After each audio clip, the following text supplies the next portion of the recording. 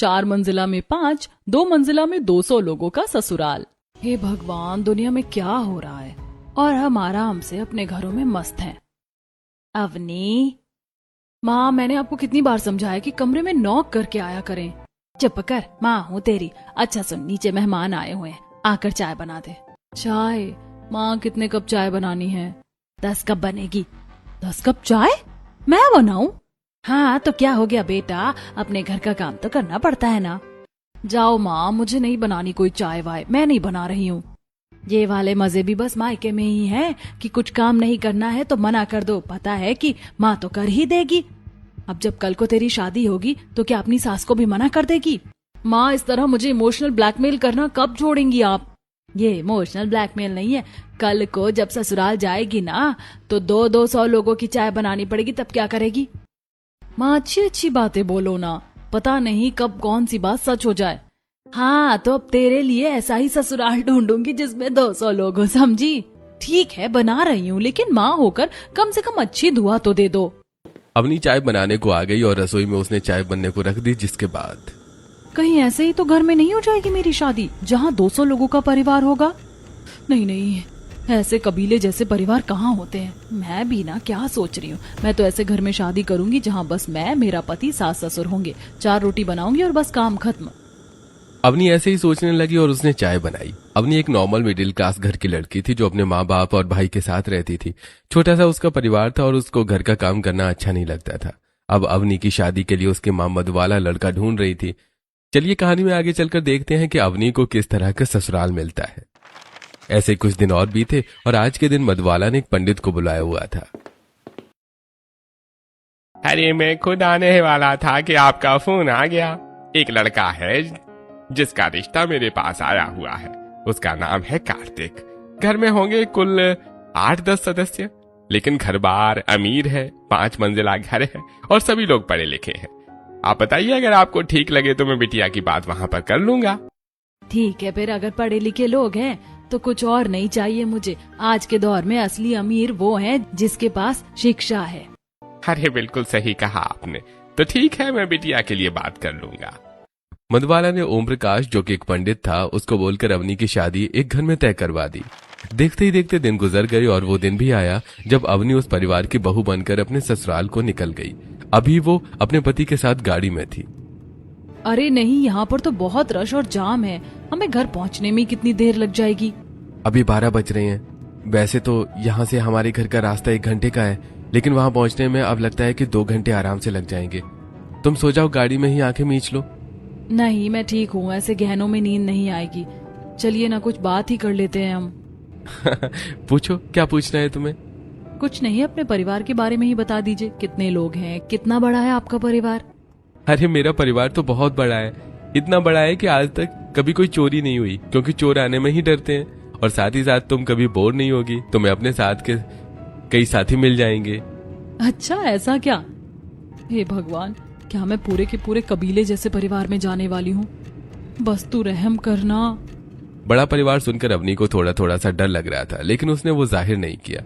कुछ ही देर के बाद वो घर आ गई, जहाँ बस उसकी सास उसके स्वागत के लिए आरती की थाली लेकर खड़ी हुई थी। आओ आओ, स्वागत है, स्वागत है। नमस्ते माँ जी। नमस्ते, इतनी देर कैसे लग गई? बस माँ, पता नहीं कि क्यों, लेकिन सड़कों पर बड़ा जाम था तो आने में देर हो गई। वैसे बाकी सब कहाँ है? घर में बहू आई है तो सबको बुलाओ माँ। अरे वो सभी को नींद आ रही थी तो मैंने ही सोने को भेज दिया। वैसे भी रात के 2 बज गए हैं, बाकी सब बहू से सुबह को मिल लेंगे। अब देर ही कितनी रह गई है। आजा बहू, तू भी थक गई होगी ना, अंदर आजा।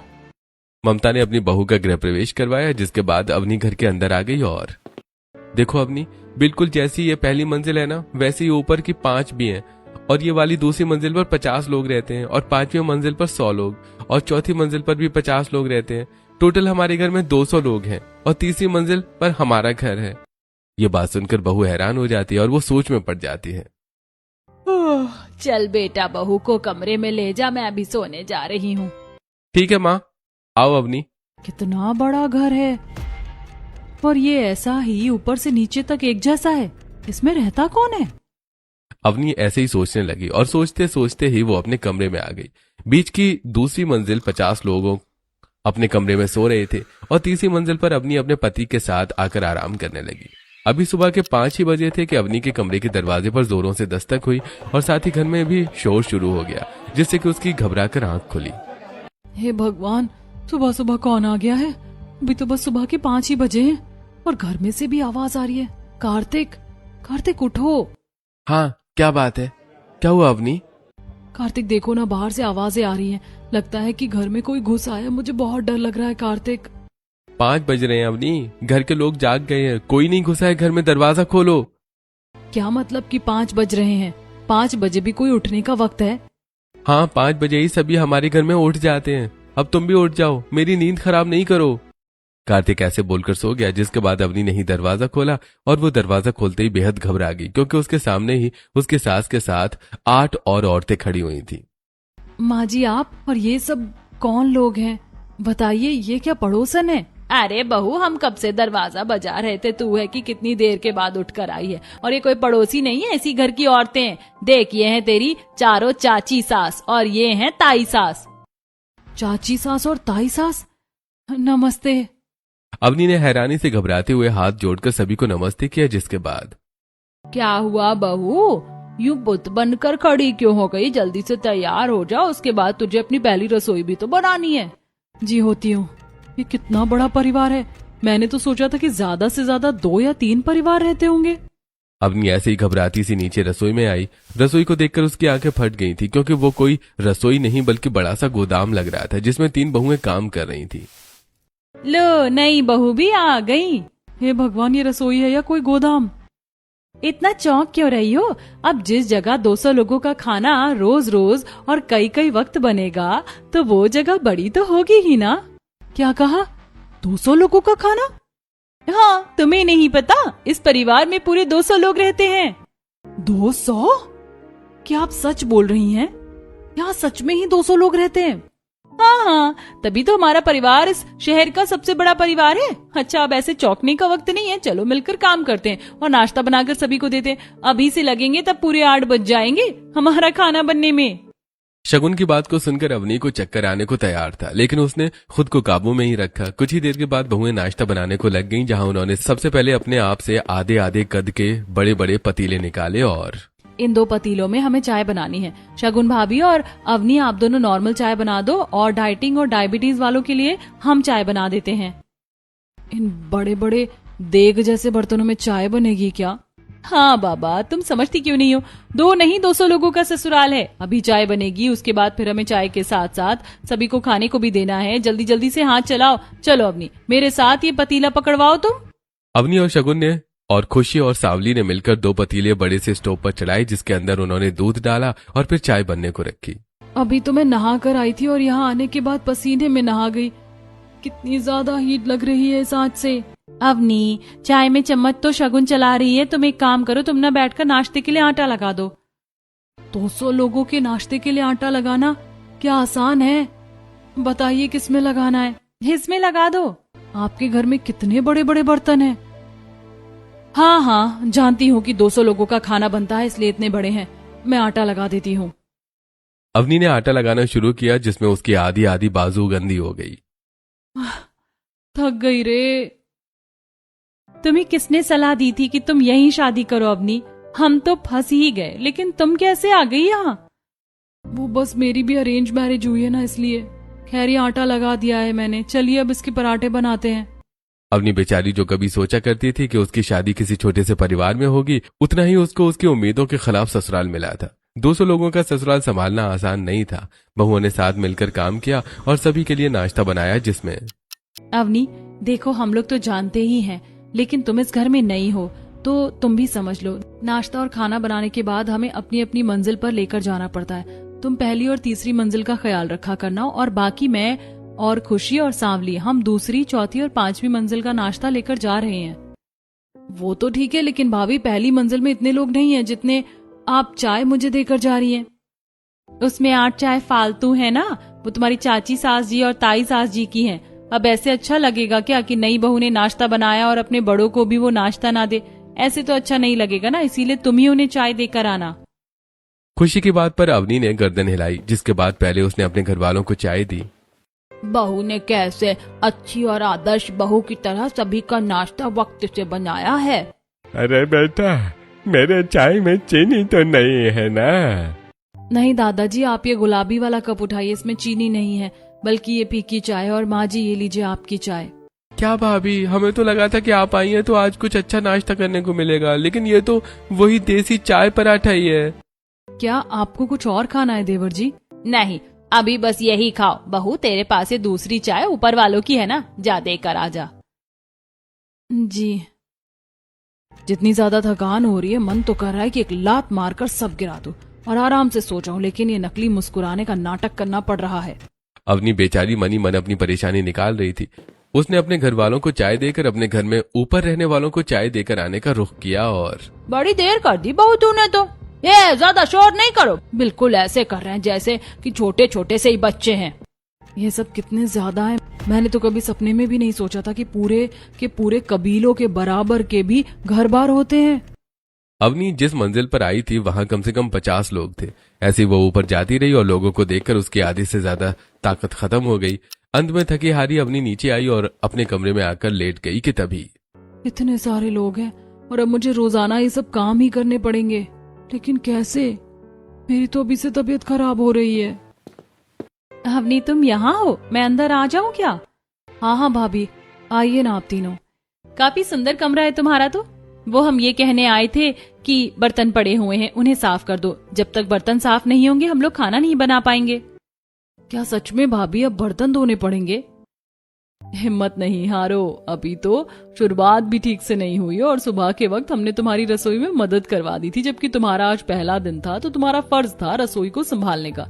लेकिन तुम्हें न जाने क्या ही चाहिए। क्या ये काफी नहीं है जो हम कर चुके हैं? अब जल्दी से उठो और जाओ। जा रही हूँ भाभी। अवनी बेचारी थकान में ही बर्तन धोने को आ गई। और ये घर के बर्तन हैं या मैं किसी भंडारे के बर्तन साफ करने को आई हूँ? भाभी, अगर आप फ्री हो तो प्लीज मुझे एक सैंडविच बनाकर दे दे। मेरे स्प्रेड ना फ्रिज में रखे हुए हैं। क्या कहा? सैंडविच? अच्छा ठीक है। बेचारी अवनी मजबूर थी। उसे ना चाहते हुए भी पहले सैंडविच बनाना पड़ा और फिर उसने बैठकर बर्तन साफ किए, जिसमें उसकी मदद करने को कोई नहीं आया। बड़े बड़े बर्तन थे जिनको धोते हुए अवनी खुद पूरी की पूरी भीग गई थी। अगर इसको शादी करना कहते हैं तो मैं हर एक लड़की को ये सलाह देना चाहूंगी कि कोई भी लड़की शादी ना करे। मैं तो शादी करके फंस गई। अच्छी खासी कुंवारी थी तो कम से कम आजाद तो थी। अवनी ऐसे ही बेचारी अफसोस जाहिर कर रही थी। ऐसे ही उसने बर्तन साफ किए कि तभी दोपहर का खाना बनाने का वक्त हो गया। अब ये कौन है? नमस्ते ताई सास जी। नहीं, मैं तुम्हारी ताई सास नहीं, चाची सास हूँ। क्या मेरे चेहरे पर तुम्हें इतनी झुर्रियां दिखाई दे रही हैं जितनी तुम्हारी ताई सासों के मुंह पर है? माफ कीजिए, वो बड़ा परिवार है ना, तो मुझे पता ही नहीं है कि कौन कौन है।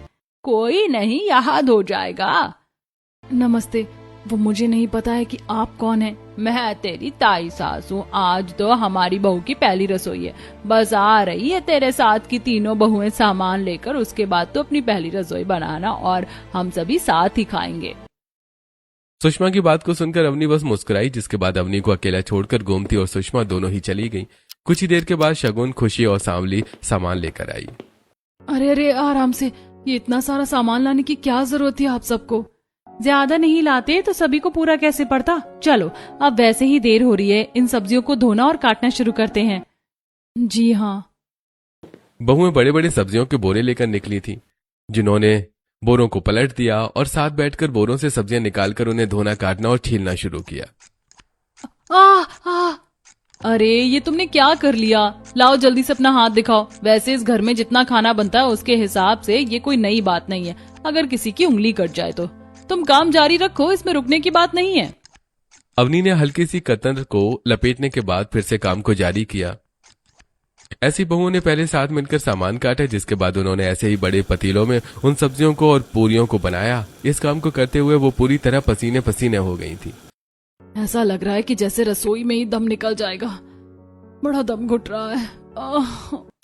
कुछ ही देर के बाद खाना बनकर तैयार हुआ, जिसके बाद घर के हॉल में बहुओं ने एक कपड़ा बिछाया और सभी 200 घरवाली वहां आकर बैठ गई। देखने से लग रहा था कि जैसे वहां कोई समारोह हो रहा है।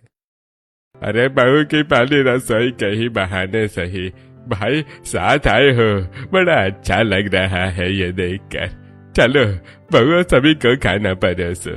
बाबा, आज के दिन तो हमारी देवरानी का दिन है, तो आज तो बनता है कि हम भी सेवा करवाएं। हम बहुएं भी आज बैठ जाएं क्या साथ खाने? हाँ हाँ, क्यों नहीं, बैठो।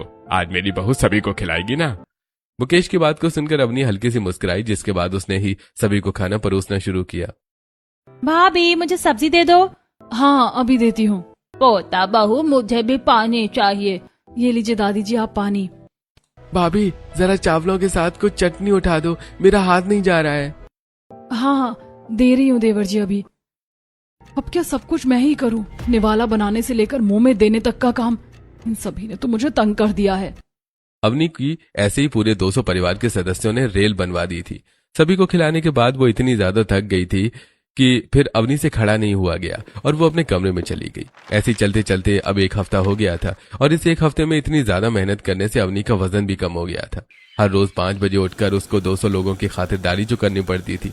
ऐसे ही आज के दिन वो घर में से झाड़ू लगा रही थी। वो 5वीं मंजिल पर थी और एक ही जगह को 50 दफा साफ करना पड़ रहा है। मेरी तो समझ ही नहीं आ रहा कि मैं क्या करूं।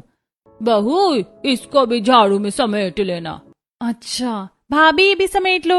अच्छा, ये लोग तो बहुत ही ज्यादा सता रहे हैं। ऐसा नहीं है कि बस इन लोगों की संख्या ही ज्यादा है, इनके अंदर तो मुझे दिमाग की भी कमी सी लग रही है। भाभी, ये भी। क्या है, आप लोगों को जरा भी अकल नहीं है? अगर मैं कुछ कह नहीं रही हूँ तो यहाँ आप कूड़ा डाले जा रहे हैं। जरा एक बार इस महल जैसे घर के अंदर से खुद साफ सफाई करके देखिए, तब पता चलेगा कि फैलाना कितना आसान है और समेटना कितना मुश्किल। अरे नहीं, ये मैंने गुस्से में क्या बोल दिया? पहली बहू है तू हमारे घर की जिसने हम लोगों से मुंह चलाया है और फूट डालने की कोशिश की, नहीं तो आज तक का इतिहास है किसी बहू ने पलट कर जवाब नहीं दिया हमें। अरे अरे, क्या हो गया? किस तरह की आवाजें आ रही हैं? ममता, तेरी बहू हमारे ऊपर चिल्ला रही है, हमें आंखें दिखा रही है। तू खुद ईमानदारी से बता, आज तक कभी हमारी बहुओं ने तुमसे मुंह चलाया है? तेरे काम को इनकार किया है कभी भी? कभी नहीं, बल्कि अपने घर से भी ज्यादा अपना समझा है। हाँ, तो अपनी बहू को भी हमारे लिए वही इज्जत सिखा, ये नहीं कि ये हमें कुछ भी बोलकर चलती बने। सुधा की बात को सुनकर ममता की नजरें झुक गईं और वो अपनी बहू अवनी को घूरते हुए नीचे ले आई, जहां उसने सबको खूब ही डांटा। आज तूने मेरी नजरें झुकवा दी बहू। ऐसे कौन करता है भाभी? आजकल की लड़कियां होती ही आग लगावा हैं, उनके बस की नहीं होता है परिवार को जोड़े रखना। माँ जी, मैं नहीं चाहती थी कि आपको ऐसा महसूस हो। मैं माफी चाहती हूँ, आप मुझे माफ कर दीजिए। अवनी ने हाथ जोड़कर माफी मांग ली, जबकि उसकी कोई गलती नहीं थी। ऐसे ही कुछ दिन और गुजरे और अभी भी अवनी के ससुराल में कुछ नहीं बदला था। आज के दिन अवनी अपनी जेठानियों के साथ बाजार में सब्जी लेने को आई हुई थी। वो एक बड़े से सब्जी के ठिये पर रुक गई, जहाँ पर आप लोग यहाँ से सब्जी लेते हैं? आइए आइए, मैं तो जानता था कि आज के दिन आपके घर की सब्जियां खत्म हो ही गई होंगी, तो आज आप सब्जी लेने जरूर आएंगी। बताइए क्या दे दूं आपको? एक हफ्ते के अंदर अंदर तो हम लोगों को यहाँ आना ही पड़ता है। लाइए, 1 बोरा आलू, 1 बोरा प्याज, 1 बोरा लहसुन, 1 बोरा बैंगन और आधे बोरे शिमला मिर्च और गोभी को जरा लोड करवा दीजिए, क्योंकि ये हम तो लेकर नहीं जाएंगे। सब्जी इस वक्त महंगी है, तो ये सामान होगा आपका 20,000 रुपए का। एक हफ्ते का सिर्फ सब्जी का खर्चा 20,000 है?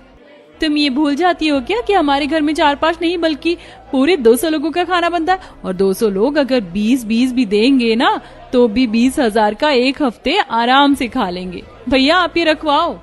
बहुओं ने खूब सारा राशन लोड करवाया, जिसके बाद वो अपने घर को सामान लेकर वापस आ गई। और आ गई तुम लोग? जी क्या हुआ? इतनी देर कौन लगाता है ऐसे आम सा सामान लेने में? तुम लोगों ने तो आज हद ही कर दी। जरा वक्त देखो, 10 बज रहे हैं सुबह के। अब खाना कब बनाओगी तुम सब? जी हाँ दादी, वो आने में जरा देर हो गई, लेकिन आप चिंता नहीं कीजिए, खाना तो हम लोग बना ही लेंगे, वो भी वक्त से।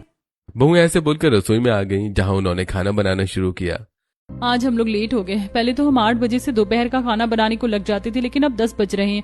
अगर हमने अपनी नॉर्मल स्पीड पर काम किया ना तो ये खाना 4 बजे बनेगा, और अगर तेजी से किया तो 2 बजे तक बना देंगे। चलो फुल स्पीड पर काम करते हैं। बहुओं ने अपनी एड़ी चोटी का दम लगा दिया, जिसके बाद 2 बजे तक उनका खाना बना और उन्होंने सभी को वक्त से खाना खिलवाया। मन तो कर रहा है कि फूट फूट कर रो लूं। मेरी तो जिंदगी बर्बाद हो गई है माँ। ये कहाँ फंस गई मैं। एक एक हड्डी दर्द कर रही है, कुछ देर को आराम करती हूँ। अरे काव्या का फोन आ रहा है। हेलो, हाँ बोल काव्या। थैंक गॉड तेरी आवाज तो सुनने को मिली। बहन कहाँ इतनी बिजी है? बस क्या बताऊं, जिंदगी ना मजाक बन चुकी है। क्या हुआ? तू तो कहीं दिखाई भी नहीं देती, ना ही कोई स्टोरी लगाती है, जबकि तू तो कितनी ज्यादा एक्टिव रहती थी। तू ही कुछ बता दे यार। मेरे ससुराल में ना पूरे 200 लोग हैं, ना एक भी कम ना ही ज्यादा। पता है रोजाना गधों की तरह मेहनत करनी पड़ती है, मजदूरों की तरह लगी रहती हूँ यहाँ खाना बनाना बर्तन धोना, लेकिन मजदूरों को तो फिर भी उनकी मजदूरी मिलती है, यहाँ तो कुछ नहीं मिलता। कुछ बता दे यार। अब मैं क्या बताऊं, अगर तू चाहती है कि ये लोग तुझसे काम ना करवाएं तो तू एक काम कर सकती है, इससे तुझे कुछ वक्त को आराम मिल जाएगा, लेकिन पक्का नहीं है कि ये काम करेगा। क्या काम करना है? तू ना खाना बिगाड़ने लग। जब तेरे हाथ का खाना ही अच्छा नहीं बनेगा तो उसको कोई खाएगा भी नहीं। और एकदम सही कहा। क्या सही है भाभी इसमें? बोलिए। अरे मोहिनी तुम, आपकी बातें कैसी हैं भाभी? आप तो इस घर को तोड़ना चाहती हैं। अच्छा है कि मैंने सब कुछ सुन लिया, नहीं तो आप तो इस घर में एक फूट पैदा कर देती। नहीं नहीं मोहिनी, ऐसा तो कुछ भी नहीं है। आप हम लोगों का खाना बिगाड़ने की बात कर रही थी, वो भी बस अपने काम से बचने के लिए। हद है। मैं अभी दादी को और माँ को आपकी इस बात के बारे में बताकर आती हूँ, रुकिए आप। अवनी ने अपनी नंद मोहिनी को काफी रोकना चाहा, लेकिन वो नहीं रुकी, जिसके बाद वो नीचे गई और उसने जितने भी घर के सदस्य थे सभी के सामने अवनी की पोल को खोल दिया। और बहुत ही अफसोस की बात है कि इस घर की बहू इस तरह की बातें कर रही है। नहीं नहीं चाची जी, मैं कोई सीरियस बात नहीं कर रही थी, मैं तो बस अपनी सहेली से ऐसे ही मजाक कर रही थी। बस पोता बहू, जब से तू आई है तेरे रंग हम लोगों को दिखाई देते हैं। तुझसे जरा से लोगों का काम तो किया जाता नहीं है, बस तुझसे बेकार की बातें करवा लो। मुझे माफ कर दीजिए, अब इससे ज्यादा मैं और क्या ही कहूँ। बेचारी अवनी ने सभी के आगे हाथ जोड़ लिए, लेकिन अब वो सभी की नजरों में गलत तो बन ही गई थी, जबकि उसकी कोई खास गलती नहीं थी। ऐसे कुछ दिन और गुजरे और हर एक गुजरते हुए दिन के साथ अवनी की हालत और भी ज्यादा खराब होने लगी थी और उसकी आंखों के नीचे काले घेरे आ गए थे। बालों की चमक और सारी सेहत गायब थी और उसके बाल उजड़े हुए और रूखे से रहते थे। ऐसे शरीर पर से उसका काफी वजन कम हो गया था और अवनी को अब पहचान पाना मुश्किल था। आज के दिन वो सभी के कपड़े धो रही थी। अरे नहीं, ये कपड़े तो मुझे कम होते हुए दिखाई दे ही नहीं रहे हैं। अभी कुछ देर बाद आकर मुझे ऑर्डर दे देंगे कि खाना बना दे, बर्तन धो दे, और मशीन इतनी खटारा रखी हुई है कि इसमें 4 से ज्यादा कपड़े नहीं आते। सुबह से धोते हुए कितनी देर हो गई, लेकिन ये आधे भी नहीं हुए। मैं तो इस मशीन में भर रही हूँ कपड़े, अब मुझसे और नहीं होगा। अवनी ने ऐसे बोलकर खूब सारे कपड़े उठाए और मशीन में डाल दिए। जैसे उसने मशीन में कपड़े डाले तो वो अजीब सी आवाज करने लगी और मशीन चलते चलते ही रुक गई। हे भगवान, ये रुक क्यों गई? प्लीज खराब नहीं होना, खराब नहीं होना। अवनी ने काफी कोशिश की लेकिन वो नहीं चली और अब अवनी को टेंशन हो रही थी कि वो उन कपड़ों को कैसे साफ करेगी।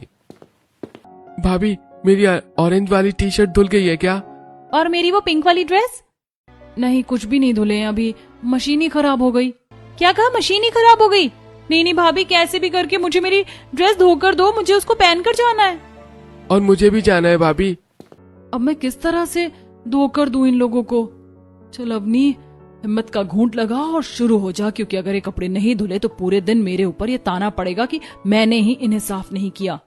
अवनी बेचारी इस हालत में लग नहीं रही थी कि वो कपड़ों को साफ करे, लेकिन फिर भी उसने कपड़े साफ करने की हिम्मत की और वो बैठकर उन्हें धोने लग गई। अभी वो हिम्मत से धो ही रही थी कि तभी वहां उसकी जेठानी शगुन आई और अरे अवनी, ये कपड़े तुम हाथ से क्यों धो रही हो? बस भाभी पूछो मत, नहीं तो 100 साल पुरानी मशीन ने दम तोड़ दिया है, इसीलिए अब मुझे ही ये करना पड़ेगा। तुम देखकर तो ऐसी नहीं लग रही हो कि तुम ये आसानी से कर पा रही हो, लेकिन अगर तुम हिम्मत कर रही हो तो ऑल द बेस्ट। हाँ, हिम्मत तो करनी पड़ेगी। अभी बर्तन धोने, फिर खाना बनाना है, शाम को झाड़ू लगानी और फिर बाहर जाकर सामान भी तो लाना है। बर्तन, खाना, सामान, झाड़ू, बर्तन। अवनी, अवनी, तुम ठीक तो हो ना? अवनी, अवनी, बर्तन, खाना, झाड़ू, कपड़े। और ऐसे ही बोलते बोलते अवनी की आंखें बंद हो गईं और वो बेहोश हो गई। एक ही दम घर में ऊधम मच गया। माँ जी, माँ जी, बाबा, बाबा, जल्दी से आइए। माँ जी, बाबा, कार्तिक जी देखो, अवनी बेहोश हो गई है। शगुन ने चिल्ला चिल्लाकर सभी को बुलाया और जल्दी से अवनी को हॉस्पिटल लेकर जाया गया। उसकी हालत सीरियस थी, जिसकी वजह से अवनी को आईसीयू में रखा गया था और घर वाले बाहर इंतजार कर रहे थे। क्या हुआ है मेरी बच्ची को? यहाँ तक वो कैसे आ गई? उसको तो कभी नज़ला जुकाम भी नहीं होता था। क्या हुआ है मेरी बहन को, बताइए आप लोग। अभी तो हमें भी पता नहीं चला है कि बात क्या है, डॉक्टर आ जाए तो पता चल जाएगा। आप अवनी के घर से आए हुए हैं? जी हाँ, मैं उसकी माँ हूँ। बताइए कैसी है मेरी बच्ची? देखिए, पेशेंट की हालत सीरियस है और मैं आपसे कुछ नहीं छिपाऊंगा। हमने उनके चेकअप्स किए हैं।